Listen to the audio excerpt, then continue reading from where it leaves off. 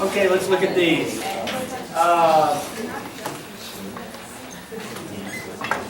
Questions while it's warming up. We are having lab this week, as usual. Any questions about lab? No?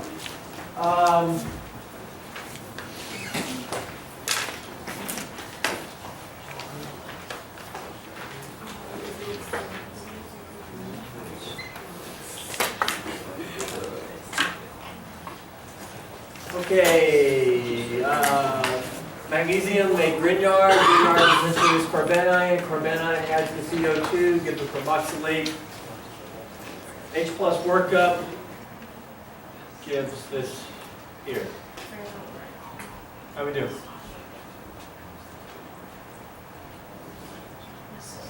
Brittany? We did that one? Carboxylic acid, amine, that's a base, that's an acid, proton transfer, acid-base reaction, product. How we do?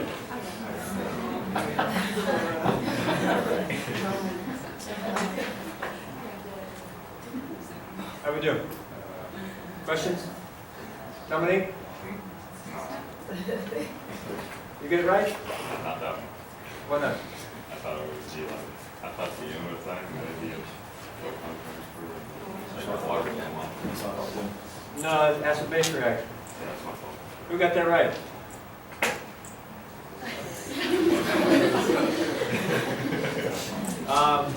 Let me refer you back to the where we covered this.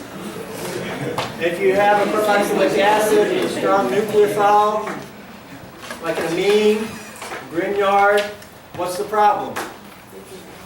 Acidic hydrogen. These are all bases. So take the H, that's the instantaneous, boom, carboxylate, there. This is also the one where I said it would come back and bite you in the rear. And unfortunately, everybody missed it. In all seriousness, please let me know how I could explain that better next time. Because for everybody to miss it, I did a poor job. Please let me know if you have suggestions for how to explain that concept. Yep, help me out.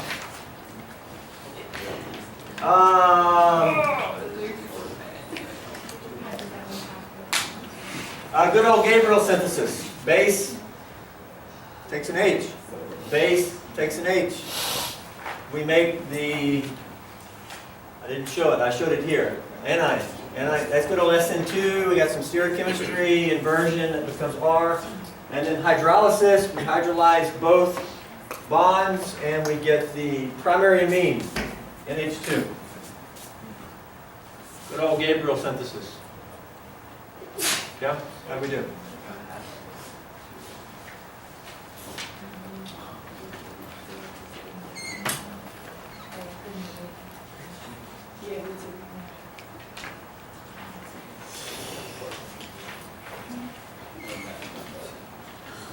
We're going to sit down and go through the Gabriel synthesis and show and look at what's happening, what the end product is.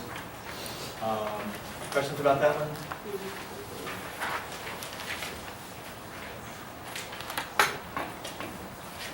Most acidic would be the one with the withdrawing group. How do we do? Mechanism. When you're acidic conditions, what's the first thing you want to do? Protonate to carbonyl. What's going to add? Dependent nucleophile adds electrons up. You get your ring form. We need to kick off the OH. Proton transfer to the OH. Make that a better leaving group. After that, anytime you make pi bond, kick off a leaving group using these electrons. Make pi bond, kick off leaving group, gives this pi bond. That's now positive oxygen. And then the O minus can take the H and give you product and reform your acid catalyst.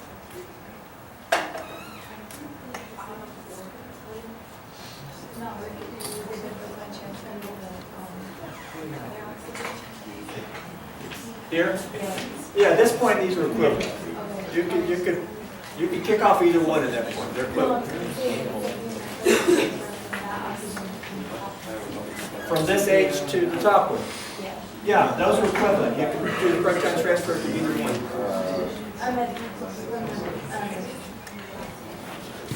What do you mean? That H is not acidic.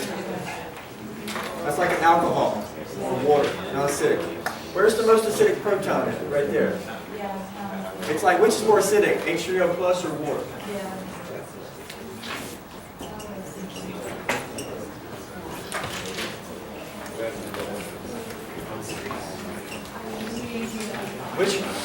Which H is more acidic, this H or one of those H's? Yeah, more acidic. We only proton transfer acidic hydrogens.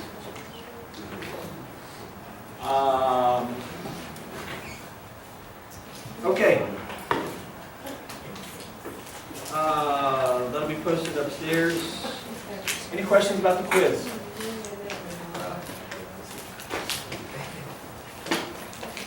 Matt? Albert? No questions? Howard?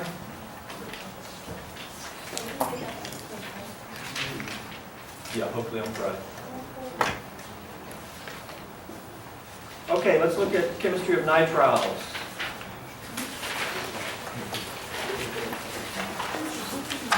First off, we're making a nitrile. One way to make a nitrile is from dehydrating a primary amide using thionyl-chloride.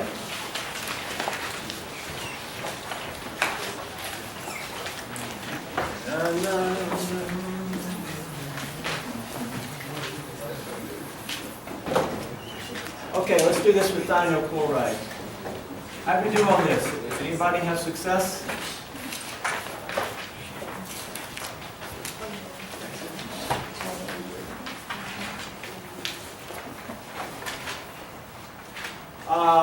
Okay, we only got these two. What do you want to do first? What are we trying to accomplish? We're trying to get carbon triple bonded to the nitrogen. And that carbon is this carbon. 2, 3, 4, 5. 2, 3, 4, 5. That carbon becomes triple bonded to nitrogen. What else are we trying to accomplish? Trying to eliminate the oxygen. At some point, the oxygen is going to be a leaving group.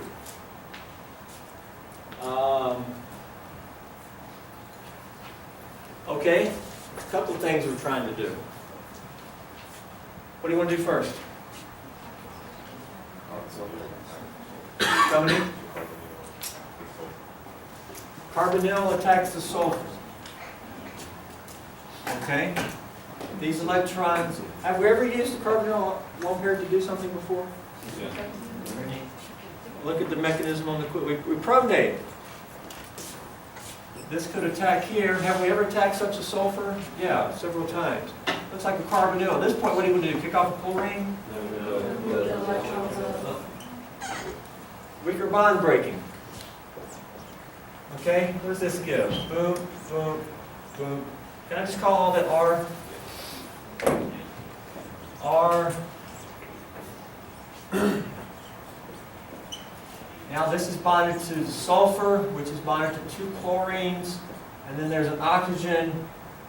When the electrons came up, this became minus.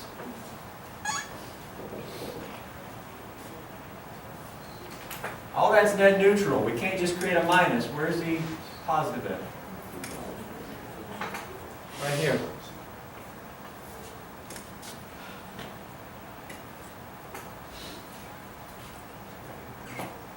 Now what we could have done first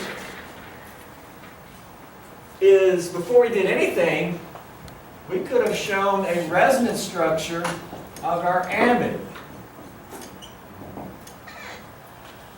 Have we talked about key resonance structures of amides?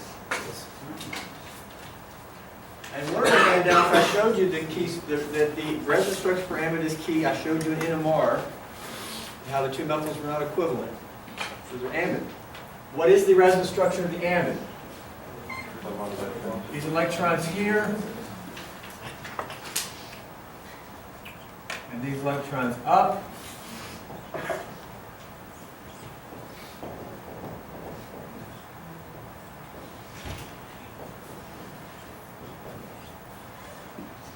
The key resonance structure for amides.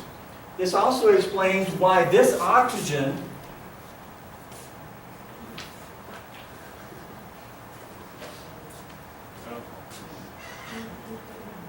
how did that chlorine lone pair attack the sulfur? I can understand the sheet moving, but it looks like it's a chlorine lone pair. Yeah, you moved it. It is the How about oxygen? It was just coincidental that it ended up being right there by the chlorine. But you gotta move it. Oh, you want the oxygen between the lone pair. Yeah. Okay. Because of this resonance structure being there, we know that this oxygen actually has some minus charge, and that's why we're actually using that oxygen here.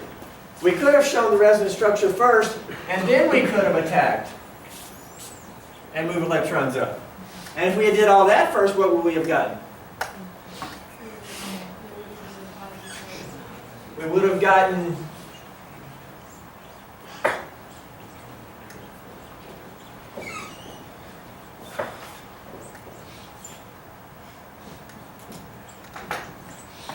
that there, if we'd shown resonance structure first. Well, if we do this approach, how can we go from here to here?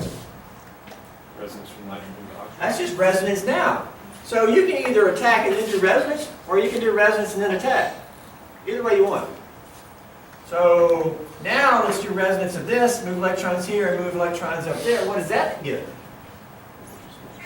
That gives this structure, and that's a resonance structure of that because all we did was move electrons, specifically pi electrons. So in the end, we get to this point.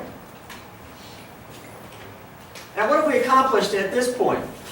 We start with a single bond between C and N, but now we have a double bond between C and the N. We're halfway there.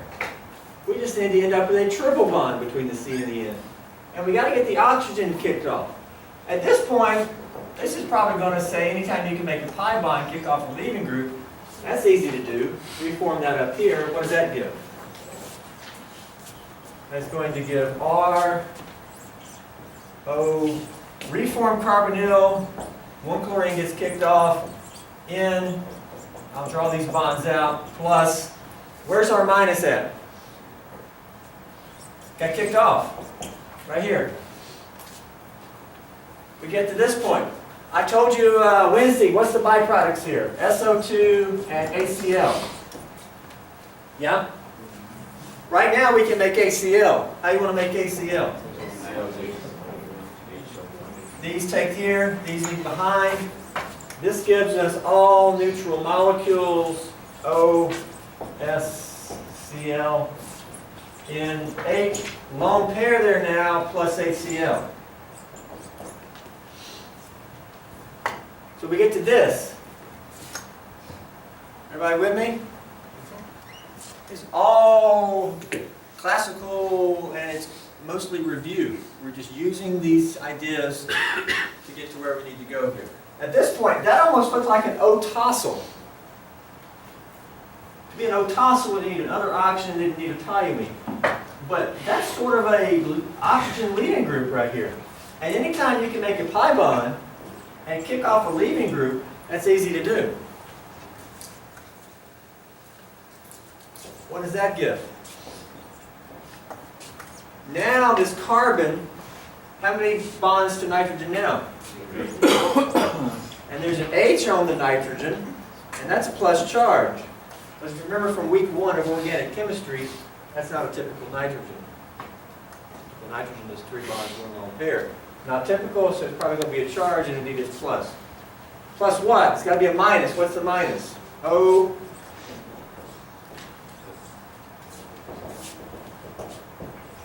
There we go. There's a leaving group. Somewhat analogous to a tosylate leaving group. What do you want to do next?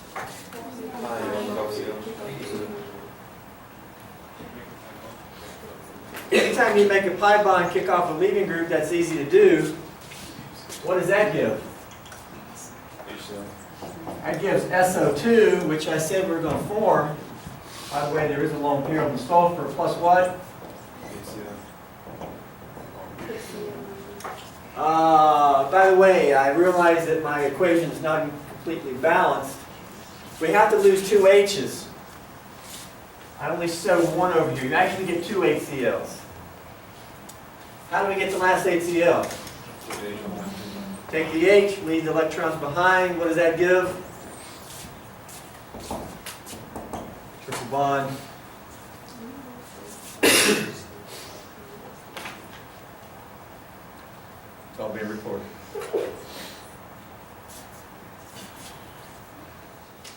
How does it look after we've seen it? You see its basic principles. You just got to know where you're going. Use your basic ideas. What step here is really new? I don't think there's any step here that's really new. What's new is this transformation that can take place. Primary amides heated, reacted with these, heated with these. You can strip that water out. Does it actually come out as water? No. One of the oxygens attached to sulfur, one's attached to it, the H's are attached to chlorine. So you don't actually form water. That doesn't mean you can't say, sort of in parentheses, that this molecule does lose water though.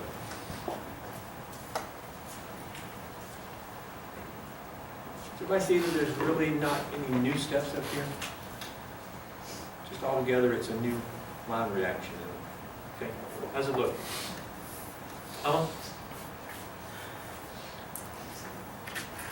How'd we do for those that gave it an attempt? Pretty good effort? You can also do this with acetic anhydride. You might sit down and do it, same type of thing, just acetic anhydride instead.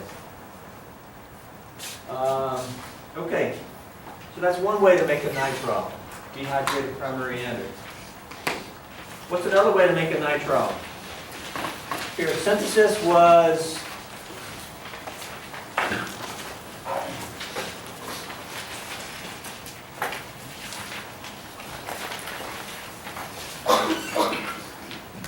going to erase. What's another way to make a nitrile?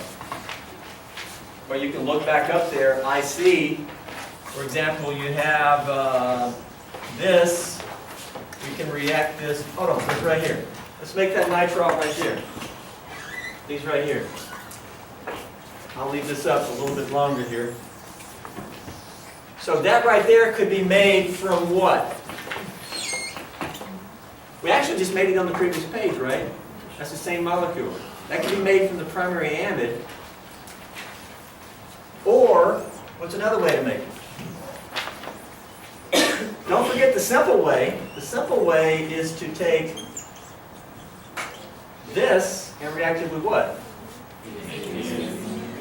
Na or KCN and sunshine band. Okay? Cyanide. Good old SN2. So don't forget that method. And that's the method we showed on day one. Right? And then how do you make alkyl bromide? Well, you probably buy this.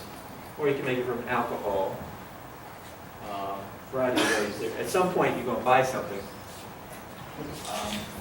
Unless you're MacGyver, he starts with what? Paper clips and matches and charcoal, and it makes everything. Y'all remember MacGyver?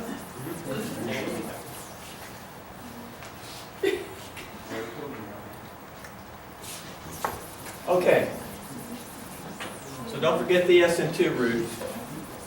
But that's what it is when using cyanide. Using cyanide, so there's your two methods. Chemistry of nitriles. Nitriles tend to be end products. Well, not really. But for the chemistry we've been doing up to now, yes. About the only thing you can do on the handout that I gave earlier is hydrolyze the nitrile. Hydrolysis.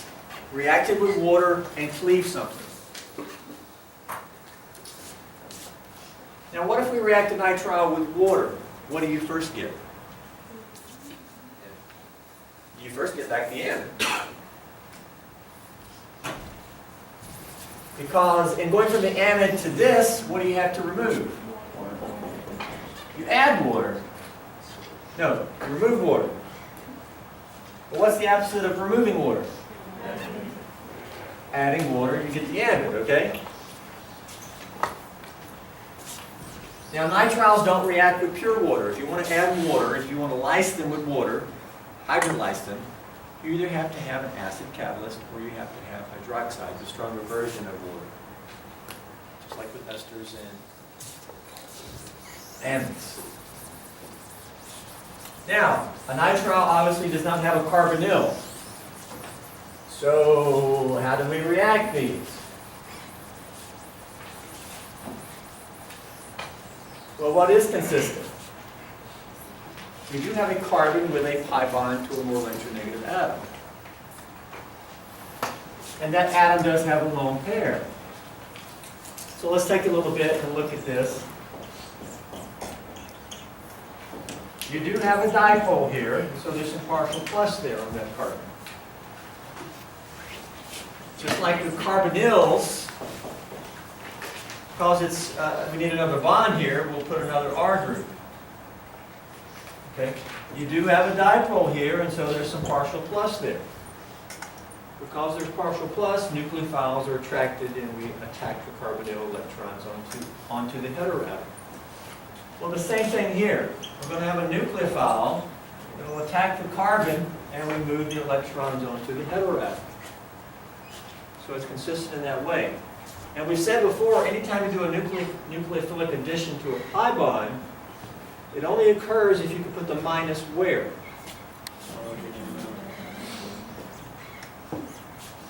On the heteroatom, electronegative heteroatom. And so we end up with nucleophile,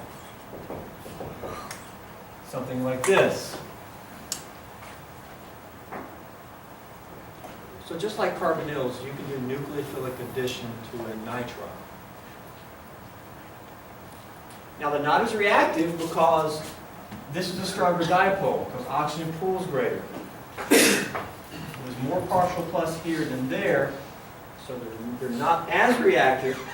Typically nitriles require a lot of heat to get chemistry to take place. Now, just like with carbonyls, how do we make this even more reactive? We protonated it. That made it even more, because we really made that oxygen mad. Same idea here. We can protonate this, okay, really make the nitrogen mad and pull more, okay? So we will also do nitrile chemistry with a proton. So, in the end, it's very analogous to carbonyl chemistry. So let's give it a try.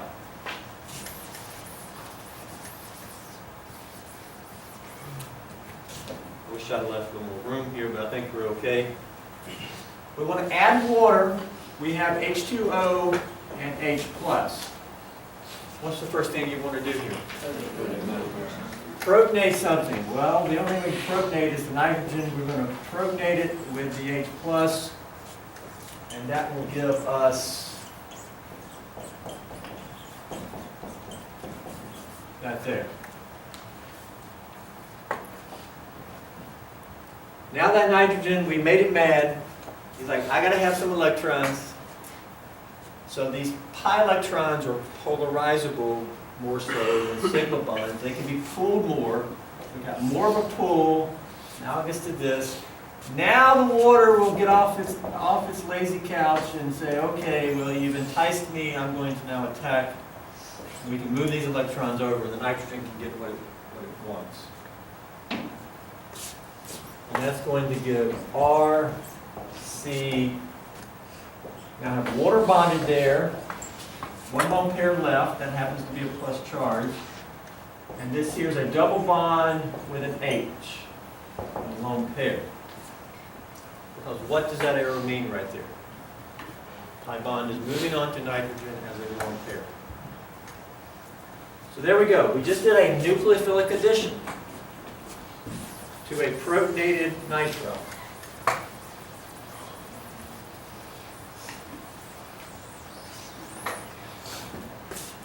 What are we trying to accomplish? We're trying to get to this structure. We want a carbon-oxygen double bond. And that's going to become single bond.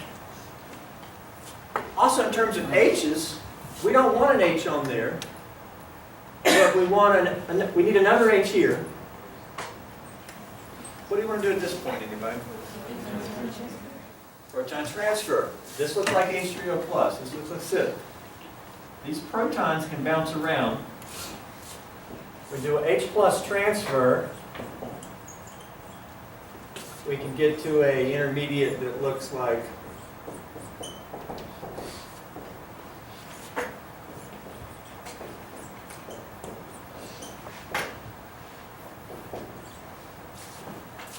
that. That is, take the acidic proton off of the O and put the acidic proton on the nitrogen. Now, you might argue which is more basic. A neutral oxygen or a neutral nitrogen? Actually, probably the neutral nitrogen is. So this is okay. Even if it wasn't, we're going to go this way anyway. Because we got to get H's on the nitrogen, and we got to get them off of the oxygen. Proton transfer. What do you want to do next?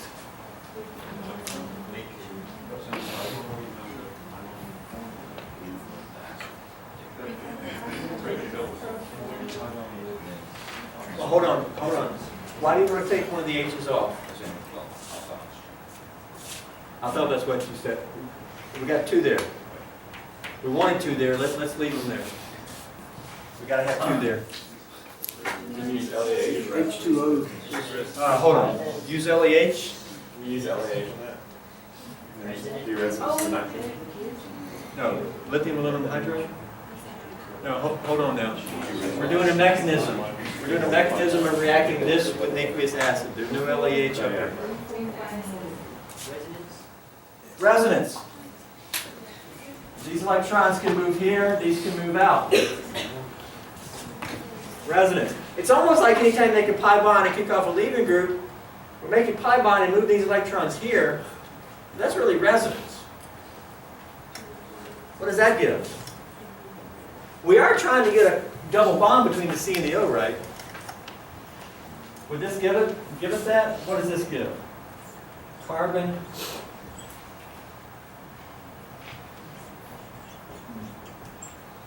Gives that nitrogen a lone pair back, and there's an H here.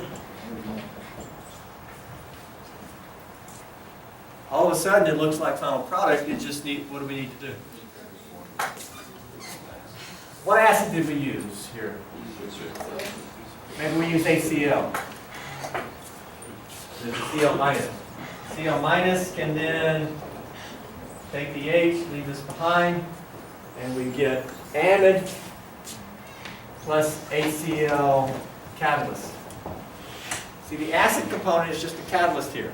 We're really adding water to the nitro. But it doesn't react with pure water. We have to have an acid catalyst.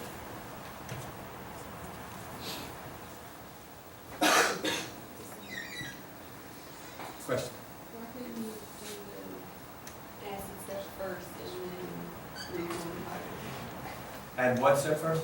Do the have the chlorine take the hydrogen first and then Which H? on the oxygen. That there? Does that look like an acidic hydrogen? This looks like an alcohol. Alcohols aren't. I mean, if I just had an alcohol, can you deprotonate it with like sodium chloride, which is Cl minus? Can we deprotonate it to make that plus HCl? No. Go back to alcohols. To do a Williamson ether here, we couldn't even use sodium hydroxide. Much less sodium chloride. It's not an acidic H. But you have to wait to add the chlorine until after you've gotten past,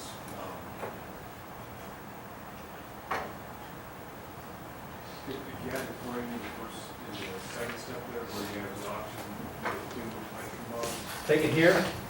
well, so you have to wait to add the chlorine to the nitrogen step, or, so just because you have.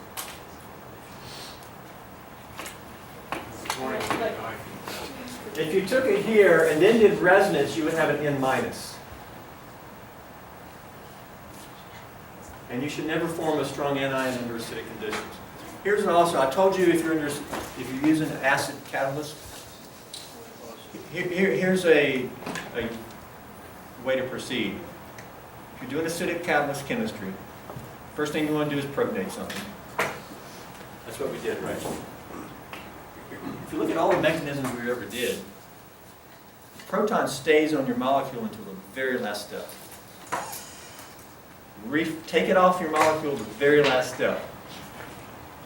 And that's what I did. I did not take the proton off until the very last step. Every mechanism we've done with an acid catalyst, the last step was take the H off and reform the catalyst. So, now why? Again, if you try to take it off here and then do resonance, you're going to have an N minus.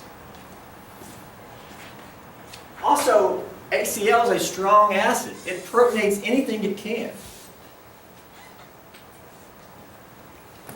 It's going to protonate everything. In fact, it may just remain like this until you work it up in water. But typically, we'll go neutral. Then, well, what can happen to an amide under these conditions? We've already done that. Hydrolysis of an amide. And if you hydrolyze an amide, what do you get? Everything leads back to carboxylic acid. We've already done this. You get the carboxylic acid, you would lyse it. I reckon when you hydrolyze a nitrile, you're really not lysing anything. We didn't really cleave anything going to here. But when we go from here to here, we do cleave off the nitrogen. It comes off as ammonia, but how will ammonia exist under acidic conditions? It'll be protonated, right? Okay. We've already done that mechanism. So in the end, you can do partial. It's actually hard to stop it here. Typically, if you take a nitrile and heat it with aqueous acid, it may take a long time. You're going to get the corresponding carboxylic acid.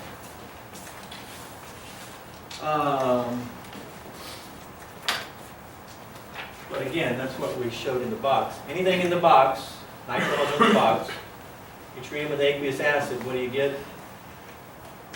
Carboxylic acid. So, we did do the nitrile hydrolysis. You can also do this under basic conditions. What would be the first step down here?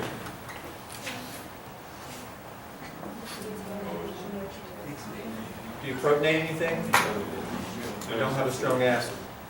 Down here, you can't protonate. What's our nucleophile though? Hydroxide.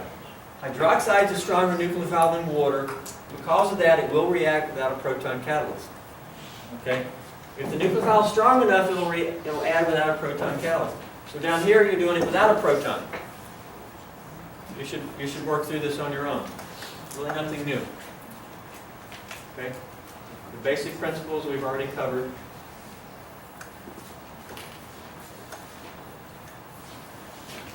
A couple of miscellaneous topics. I kind of mentioned this before. Carbonic acid is actually not a carboxylic acid derivative because the carbon has 4 bonds to an electronegative atom. So that's carbonic acid. You probably saw it in Gen Chem.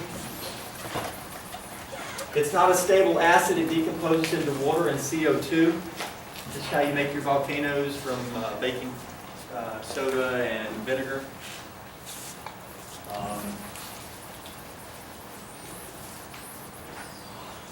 The carbonic acids are another type of acids. It's not stable. Other things are though.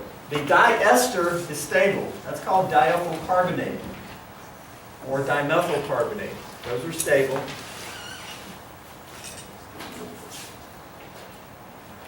The dichloride is actually stable. Called phosgene. Very reactive. That carbon is like lots of partial plus. Phosgene, very reactive towards nucleophile adding. That's why phosgene is very toxic. And phosgene is actually a gas. And it was actually used in World War I as a chemical weapon. Also, some of the Bond movies, like one of them when he's in the cave and he's like, he's like, run, phosgene, because they gas the cave. The diamide is stable. What's the name of this?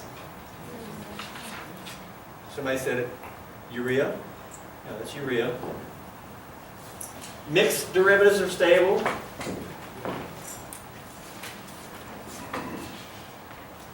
And the salts are stable. I mean, this is just the monosodium salt of carbonic acid. What do we call that? Sodium bicarbonate. Or we can have the disodium salt, sodium carbonate. And those are stable. But if you treat this with acid, you'll protonate that, become carbonic acid, it'll decompose. Okay? So this is basically just to show you these other types. These are carbonic acid derivatives. Here's the nylon. Basically polymers. Real brief here. We can get this to close here and dehydrate. We have to have some type of activator, because this is just not going to react here. It'll just do a proton exchange. If we can somehow activate this and then get it to cyclize and essentially remove H2O, we can get this here. You can also polymerize this, where you can have multiple molecules. This could react with the acid of another molecule, and this could react with the amine of another molecule, and you can string together all of these so-called condensation polymers. Condensation because you lose water, it condenses out. And that's nylon. It's a polymer of this. It's called nylon 6 because it's 1, 2, 3, 4, 5, 6 carbons in each unit. You can also polymerize amino acids in the same way. When you polymerize these, what do you get? You get proteins and peptides. Typically these do not have the same repeating unit, but the R group varies. And this is just your different amino acids, making up different proteins. Okay? And then the protein structure, this is sort of your main structure. Then you can start showing diagrams. When you see stuff like this, this is really a molecule, but it's so big that they're just trying to show you the topology of the molecule. Okay? And these are called different types of structures: primary structure, tertiary, quaternary, different types of information you're trying to get from the structure. But ultimately, these are, peptide. So, stuff at the end there is just a little miscellaneous. We need to hit hard on Friday. We didn't get there. The other handout, if you could give me 30 seconds.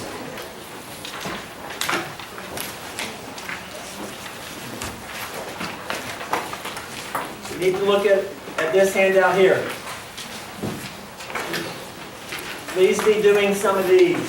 This is chapter 20. At this point, guys, the more and more we move toward the end of the course, I'm expecting you to take your basic knowledge and to apply it to something new. Okay? For example, this is a source of H minus, right? How can H minus react with this? It's a nucleophile. What have we been doing with carbonyls for the past 3 weeks? Nucleophiles adding to carbonyls. Please look at this. Please look at the warm-up sheet, chapter 20. Take off if you need to. I just want to show you this here. You may have seen this. If you're interested in the Prestige Scholarship, very strong. It's like $17,000 a year. If you're interested in teaching, We're very eager to give 2 scholarships this semester. If you have any interest, please see me, attend this session. And if you want a handout, please pick one up. See you in lab today.